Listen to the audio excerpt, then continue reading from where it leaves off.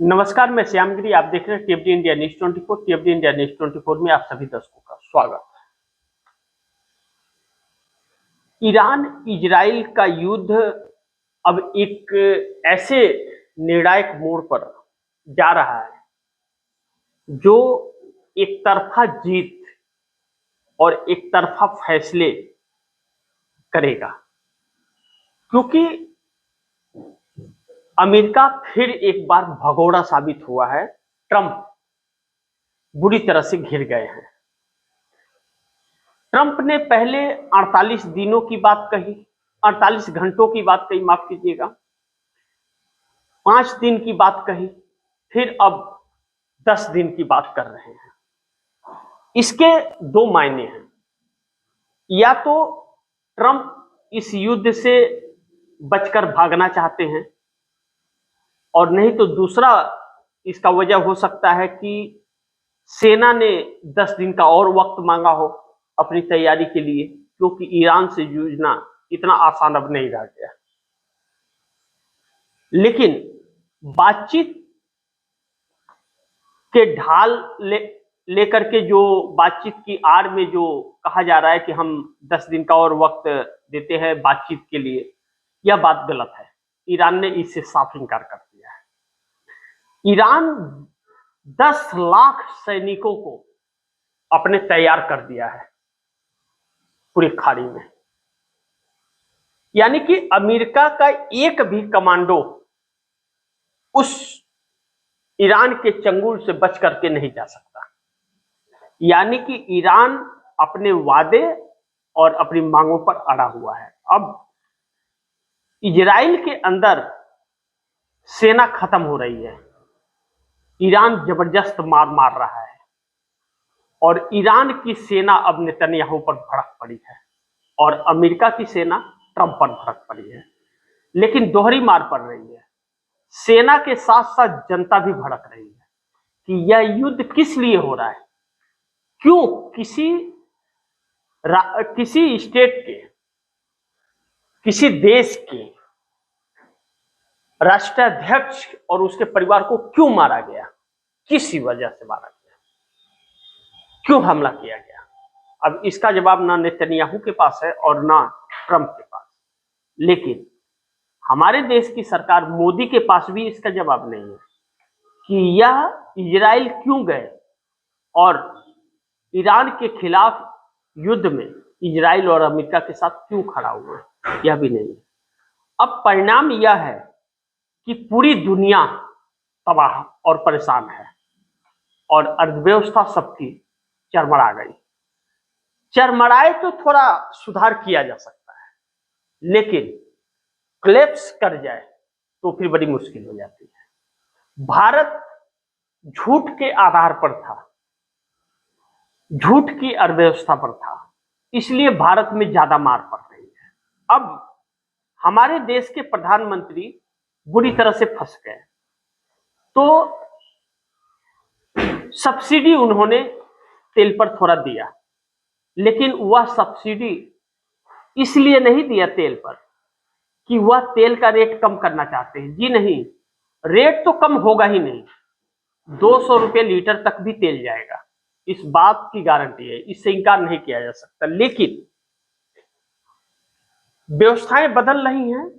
अब मोदी बहुत बुरी तरह से फंसे हुए हैं। अब मोदी के चरित्र पर भी बात आ गई है और भारतीय जनता पार्टी के अंदर से आ गई है, तो फिर मोदी एक बहाना ढूंढ करके गुमराह करने की, यानी कि यह सरकार लगातार हर किसी को गुमराह कर रही है, जो शुभ संकेत नहीं दे रहा है। अब इंडिया गठबंधन बहुत सक्रिय है। इंडिया गठबंधन इस सरकार को बुरी तरह से घेर लिया है, और कहीं ना कहीं इंडिया गठबंधन के सामने सरेंडर भी यह सरकार और इंडिया गठबंधन के नेताओं से भागती हुई सरकार है। आज एक वाकया नजर आया। भारतीय जनता पार्टी के दो नेता, एक रेल मंत्री और एक और, यह मीडिया के सामने थे। राहुल गांधी पहुंच गए वहां, बस ये दोनों भाग चले वहां से। भाजपा के मंत्री दोनों भाग खड़े हुए।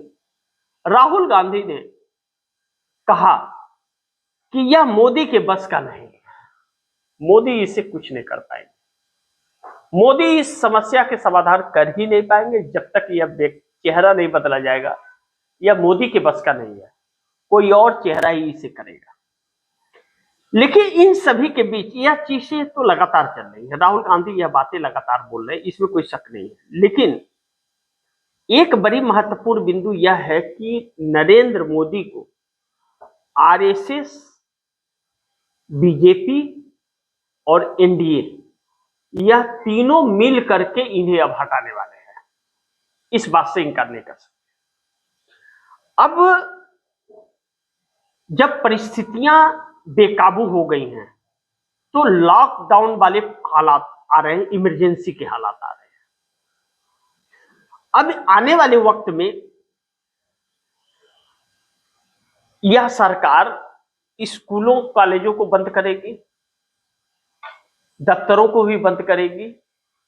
तब जब बंद करेगी तो व्यवस्थाएं गड़बड़ाएंगे, क्योंकि पेट्रोल डीजल गैस की मार को तो आप आम जनता भड़क पड़ेगी, पेट्रोल की भी मार आम जनता भड़केगी।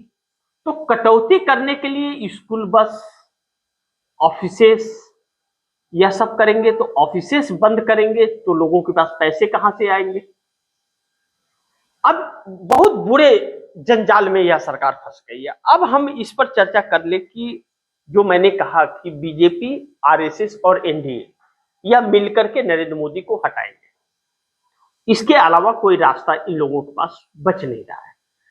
तो भारतीय जनता पार्टी के तरफ से, नेताओं की तरफ से जिस तरह नरेंद्र मोदी को निशाना बनाया जा रहा है, अब मधु किश्वर जो भारतीय जनता पार्टी की नेता, महिला नेता है, इन्होंने जो नरेंद्र मोदी के चरित्र पर सवाल खड़ा किया। अब चूंकि इस बात का सबूत हमारे पास नहीं है, उनका एक ट्वीट है, उसी के आधार पर चर्चा हो रही है।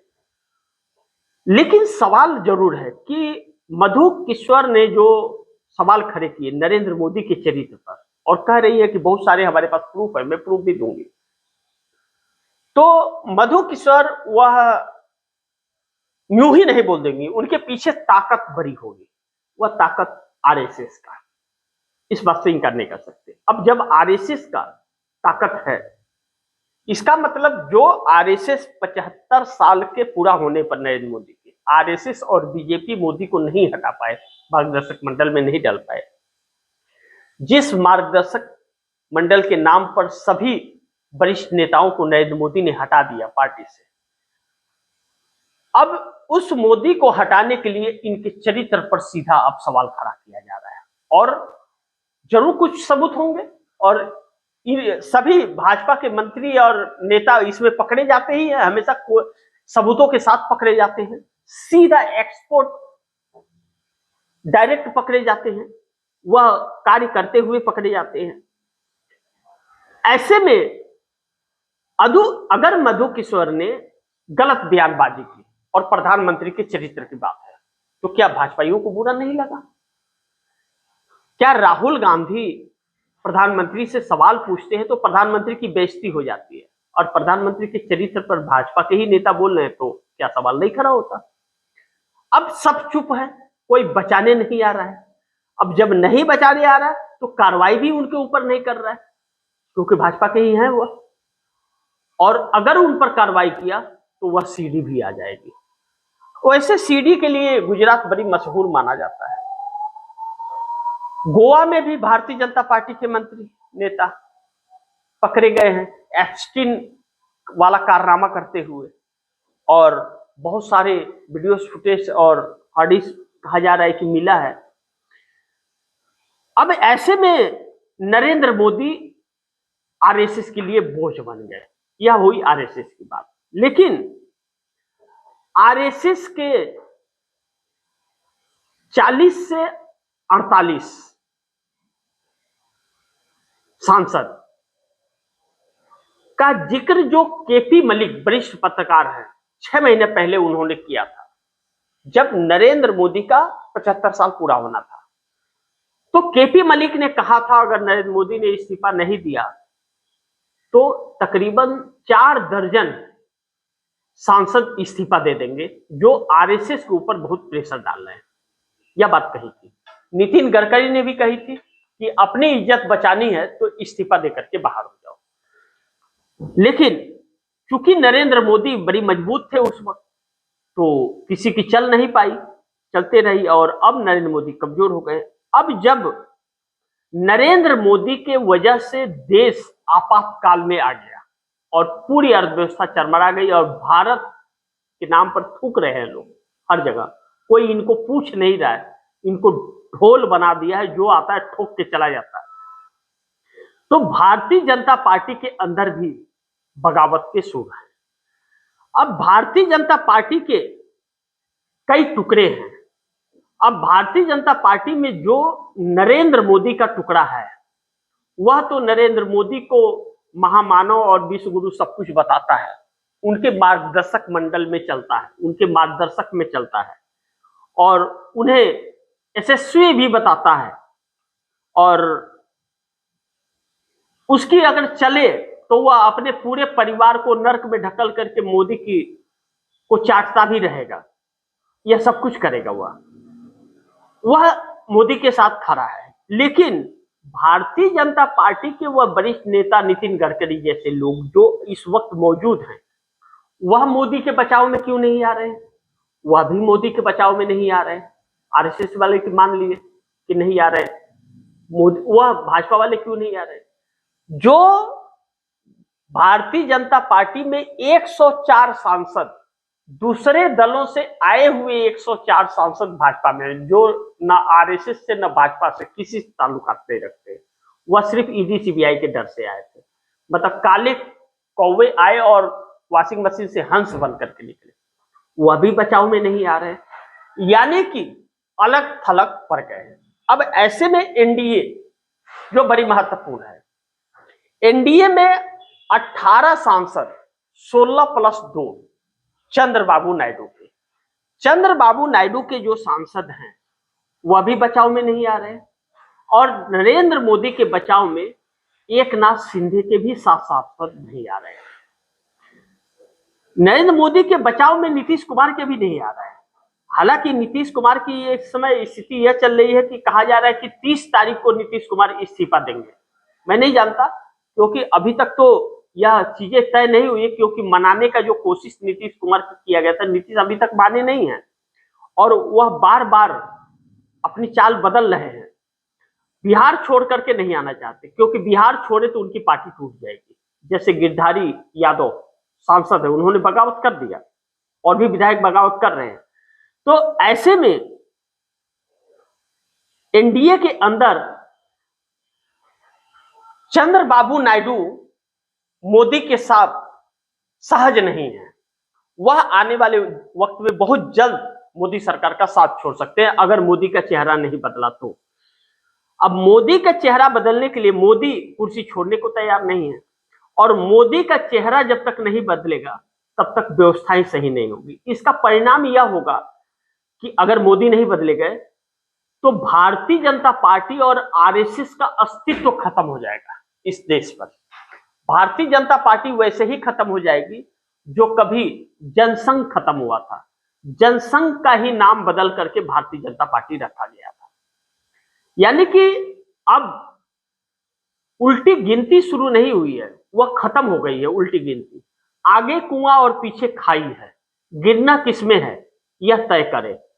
अगर नरेंद्र मोदी को हटा दिया गया तो थोड़ा सा कहीं जा सकते हैं और कुछ बोल सकते हैं, और नरेंद्र मोदी को बनाए रखा गया तो आरएसएस और भाजपा दोनों खत्म हो गए। लेकिन देश की जनता जिस तरह त्राहिमाम कर रही है और नरेंद्र मोदी की गलत नीतियां जो रही है, अमेरिकी राष्ट्रपति ट्रंप जिस तरह से भाग खड़े हुए हैं इस ईरान इजराइल के युद्ध में, ईरान ने कहर बरपा दिया है। और मिडिल ईस्ट के जो देश कुछ ट्रंप के साथ थे वह भी अब ईरान के पाले में जाकर के खड़े हो गए हैं, ईरान के शर्तों को मानने के लिए तैयार हो रहे हैं। अब सेना जो है इजराइल की और अमेरिका की, वह भी अपने अपने सरकारों का विरोध कर रही है, ट्रंप का विरोध हो रहा है, और ट्रंप के खिलाफ अमेरिका की जनता भी खिलाफ हो गई है, और इजराइल में नेतन्याहू के। अब भारत में नरेंद्र मोदी अभी भी यह उम्मीद जता करके बैठे हुए हैं कि अगर ईरान हार गया और अमेरिका जीत गया इजराइल, तो शायद हॉर्मुज कब्जे में आ जाएगा, तो हम दिखा सकेंगे कि देखो हमारा फैसला कितना कारगर था। ईरान किसी भी हैसियत नहीं है, लेकिन ईरान 10 लाख सैनिकों के साथ, कमांडोज के साथ अमेरिका का इंतजार कर रहा है, दावत दे रहा है, आओ भैया आओ। नरेंद्र मोदी फंस गए। अब सबसे ज्यादा जो प्रभाव पड़ रहा है, प्रभाव तो दुनिया में पड़ रहा है, लेकिन भारत में क्यों पड़ रहा है? भारत में नरेंद्र मोदी के नाकामियों की वजह से पड़ रहा है। अब जनता गुस्से में आ गई, पेट्रोल पंपों पर जो भीड़ लग रही है और जनता जो बेकाबू हो रही है, अब भड़क रही है। अब जनता भी कहने लगी और आग्रह सबसे करने लगी कि उठाओ आवाज, कब तक चुप रहोगे, कब तक लाइन में लगे रहोगे, उखाड़ फेंको सरकार। यह आम जनता के अंदर से आवाज निकल रही है और उस जनता के अंदर से आवाज निकल रही है जिसने मोदी को प्रधानमंत्री बनाया, जिसने भारतीय जनता पार्टी को वोट दिया, उसके अंदर से यह आवाज निकल रही है। और यह आवाज है तो फिर यह आवाज शुभ संकेत नहीं दे रहा है। अब ऐसे में ईरान इजराइल युद्ध को लेकर के शेयर मार्केट पूरी तरह से क्रैश हो रहा है। रुपया जो है वह 95 को आ गया। आज रिलायंस बहुत तेजी से गिरा है, तकरीबन 4000 अंक गिरा है रिलायंस का, अंबानी का शेयर। सेंसेक्स भी बहुत भारी मात्रा में गिरा। जब मैं उस खबर को कैच कर रहा था उस वक्त 1400 अंक नीचे गिर चुका था। कच्चा तेल $110 प्रति बैरल के ऊपर चला गया। अब यह सारी चीजें इतनी मुश्किल सरकार के लिए पैदा कर दी है कि इस सरकार ने कोई व्यवस्था नहीं की थी। पूरे देश को झूठे आश्वासन पर रखा था। अब झूठे आश्वासन पर रखना इस सरकार के लिए उल्टा पड़ गया। यही बात राहुल गांधी बार बार कहते थे। अब समस्या यह है कि ईरान का साथ छोड़ने के बाद जो हमारे सामान आयात निर्यात होते हैं वह पूरी तरह से बंद हो गए हैं।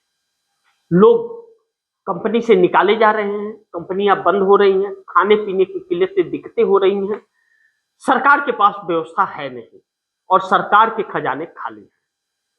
इसलिए भी खजाना खाली कि जो बाहर से सामान मंगाने के लिए जो डॉलर लगता है, सरकार ने जो रखे थे वह भी अब खत्म हो रहा है, वह भी खत्म हो रहा है। और रुपया जो लगातार गिर रहा है तो इसके खजाने और तेजी से खत्म हो रहे हैं। लेकिन मोदी सरकार ने कर्ज भी बहुत लिया है, उस कर्ज की अदायगी भी करनी है, वह डॉलर में करनी है। जितना रुपया कमजोर हो रहा है उतने ही वह कर्ज बढ़ रहा है। अब 244 लाख करोड़ रुपया अगर इन्होंने कर्ज लिया है तो वह 300 लाख करोड़ रुपया भरने पड़ेंगे। बाकी के पैसा इन नेताओं के पप्पा के घर से आएंगे या आपके खून के पैसे चूसे जाएंगे, यह फैसला आप कीजिए। अब दूसरी चीज कि मोदी जो एक घातक बन गए हैं, अब इस देश के लिए नासूर बन गए हैं, इस मोदी को हटाने के लिए इंडिया गठबंधन का क्या रुख है? इंडिया गठबंधन को एक बड़ी कामयाबी मिलती हुई नजर आ रही है। नरेंद्र मोदी जो नफरत की राजनीति नरेंद्र मोदी करते हैं, विपक्ष को जिस तरह से प्रताड़ित करते हैं और जिस तरह से बैठकों से भाग रहे हैं, विपक्ष ने अपना काम बखूबी किया, लगातार इस सरकार को सवालों में रखा और इस सरकार से सवाल प्रताड़ित होने के बाद भी पूछती रही। यह सरकार भागती रही और अभी तक भाग रही है जैसे बलखा सिंह भाग रहा था। अब इंडिया गठबंधन ने जो तैयारी की है वह नरेंद्र मोदी के सोचने की क्षमता को खत्म करता है। नरेंद्र मोदी अब उलझ से गए हैं। अब नरेंद्र मोदी अपने बचाव में भाग रहे हैं। अब नरेंद्र मोदी का जो दिमाग चुनावों में जाता था या विपक्ष को प्रताड़ित करने में, अब दिमाग वह काम नहीं कर रहा है। अब नरेंद्र मोदी अपने बचाव में अलग अलग तरीके अपना रहे हैं और विनाश काले विपरीत बुद्धि। जब विनाश होना होता है तो बुद्धि भ्रष्ट हो जाती है। इस वक्त नरेंद्र मोदी की बुद्धि भ्रष्ट हो गई। चिंतित इस बात से भी है कि भाजपा के लोग भी उन्हें नहीं बचा रहे। यह कह सकते हैं कि 100% अब मोदी हटा दिए जाएंगे। नरेंद्र मोदी बचने के लिए अपने और सत्ता को बरकरार रखने के लिए बहुमत के आंकड़े को अभी भी इकट्ठा रखने के लिए अलग अलग प्रयास कर रहे हैं, लेकिन चंद्रबाबू नायडू के 18 सांसद वह सारे खेल को बिगाड़ रहे हैं। अब नीतीश कुमार को मान मनोबल शुरू है कि नीतीश कुमार कहीं इधर उधर न खसक जाए। 12 सांसद हैं उनके, एकनाथ शिंदे को, लेकिन भारतीय जनता पार्टी के नेता वह खेल बिगाड़ते रहे। अब जिस तरह से भारतीय जनता पार्टी के नेता ने एकनाथ शिंदे के मंत्री को कॉलर पकड़कर घसीट घसीट के पीटा, अब गुस्सा तो आएगा, अब आक्रोश है उन नेताओं के अंदर। वह नरेंद्र मोदी को कैसे समर्थन दे जो पीट रहा है। अब ऐसे में साथ छोड़ते हुए भी नजर आते हैं, लेकिन मान मनोबल का दौर भी शुरू है, लेकिन चंद्रबाबू नायडू मानने को तैयार नहीं है। चंद्रबाबू नायडू वह कड़ी साबित होने जा रहे हैं जो नरेंद्र मोदी के सारे किए कराए पर पानी फेर देगा।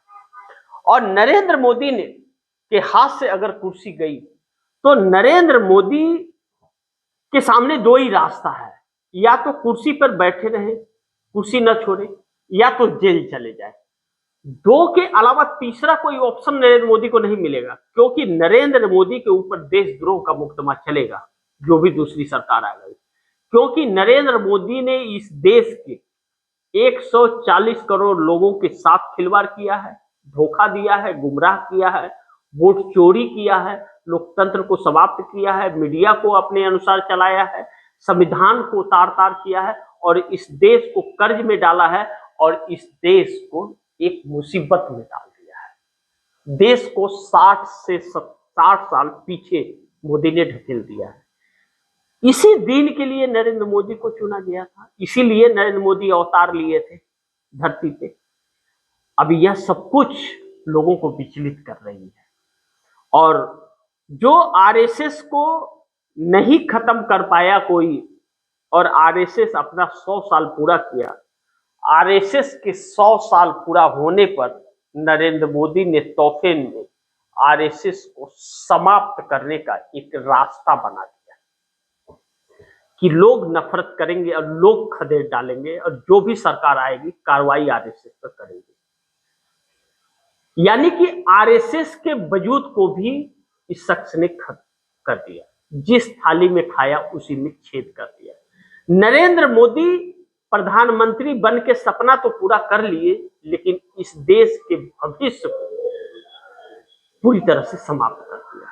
अब नए सिरे से इस देश को और इस देश के लोकतंत्र और संविधान को फिर से लेकर इस देश के उस निजाम को चलना पड़ेगा जो निष्पक्ष और फ्री एंड फेयर चुनाव से जीतकर आएगा। लेकिन नरेंद्र मोदी अभी भी इस देश को धोखा देने की कोशिश कर रहे हैं। अभी भी वन नेशन वन इलेक्शन की थ्योरी पर 816 लोकसभा की सीटें करके और चुनाव में आना चाहते हैं। जो 543 सीटें हैं सांसदों की, उसे 816 की संख्या बढ़ा करके और अपने चुनिंदे जगहों पर सीटें बढ़ा करके और वहां से धांधली से जीत कर और आकर कुर्सी पर बैठने की अभी भी कोशिशें हैं। याद रखिएगा, जिस दिन यह कोशिश कामयाब हो गई, इस देश के भाग फूटेंगे ही नहीं, देश पूरी तरह से वर्षों वर्षों के लिए गुलाम हो जाएगा। तो याद कीजिए, क्या करना है नहीं करना, फैसला आपके हाथ में है। बाकी आप दर्शकों की क्या राय है, क्या सुझाव है, कमेंट बॉक्स में जरूर दीजिएगा। इस खबर को ज्यादा से ज्यादा शेयर कीजिएगा, अपने दोस्तों को भी कहिएगा आगे शेयर करें।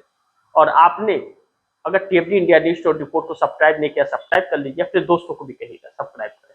मिलते हैं अगली खबर के साथ, तब तक के लिए नमस्कार।